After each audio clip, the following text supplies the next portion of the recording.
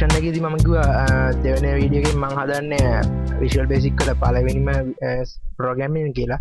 නමුත් මට හිතුණා විෂුවල් බේසික් වලට පළවෙනියටම මේ මුකුත් විෂුවල් බේසික් ගැන දන්නේ නැති කෙනෙක්ට එහෙම එකපාර ප්‍රෝග්‍රෑම් එකක් හදන්න කියලා දෙනවද මේක විෂුවල් බේසික් කොහොමද කම්පියුටරට ඉන්ස්ටෝල් කරගන්න කියලා දෙනවද කියලා. ඉතින් ඒ හින්දා මට හිතුණා විෂුවල් බේසික් කොහොමද කම්පියුටරට ඉන්ස්ටෝල් කරගන්න කියලා. පොඩි දෙයක් තියෙනවා කියන්නේ මේ Windows 7 පාවිච්චි කරන අයට විෂුවල් බේසික් පාවිච්චි කරද්දී පොඩි ප්‍රශ්නයක් එනවා. විෂුවල් බේසික් වල මම ඒක ඉදිරියට මම කියලා දෙන්නම් ඒක පොඩ්ඩක් මගහැර ගන්න ක්‍රමයක්. මම Windows මේ XP පාවිච්චි කරන්නේ සමහරවිට පේන්නේ නැහැ. මම රෙකෝඩ් කරන සයිස් එකේදී ඒක ફોකස් වෙලා නැහැ. කම්පියුටරේ හරි ඒක වැඩක් නැහැ. මම කම්පියුටර් එකේ Visual Basic setup file ටික මගේ කම්පියුටර් එකේ තියෙනවා. හරි. මෙතන Visual Basic 6.0 Enterprises Edition. එතකොට මේකේ තියෙනවා පේනවා දන්නේ ඔයාලට හරි පේනවා දැන් පේනවා. හරි මේකේ තියෙනවා මේ setup exe කියලා. මේ තමයි Visual Basic setup exe කියලා එකක් තියෙනවා. ඒක ක්ලික් කරන්න. ඒ වගේම මේකේ CD key එකක් තියෙනවා. ඒ කියන්නේ CD එකට key එකක්.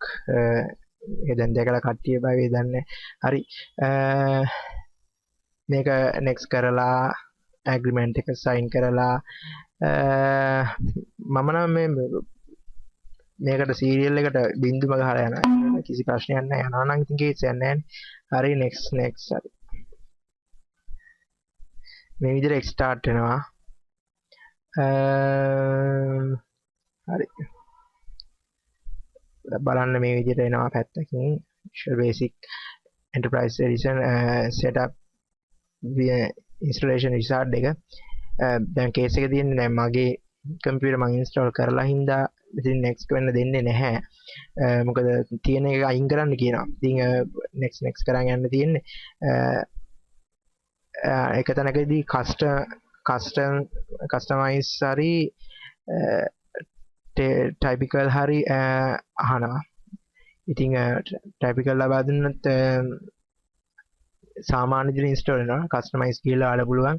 Visual Basic මේකත් එක්ක අමතරව ඔයාලට හම්බ වෙනවා icons සමහර වෙලාවට ඔය සමහර වෙලාව Windows වල දැකලා ඇති මේ copy වෙද්දි මෙහෙම file හොම යවනවා. ඒක ඇත්තටම මේ animation video එකක්. ඉතින් ඒ වගේ video file පොඩි මේ resource වලට Visual Basic සමග හම්බ වෙනවා. ඒ customize එකෙන් ඔයාලට ඕනනම් තෝරගන්න පුළුවන්. තෝරලා next කරන්න. next කරාට පස්සේ ඒක install වෙනවා. හරි මම මේක exit කරනවා.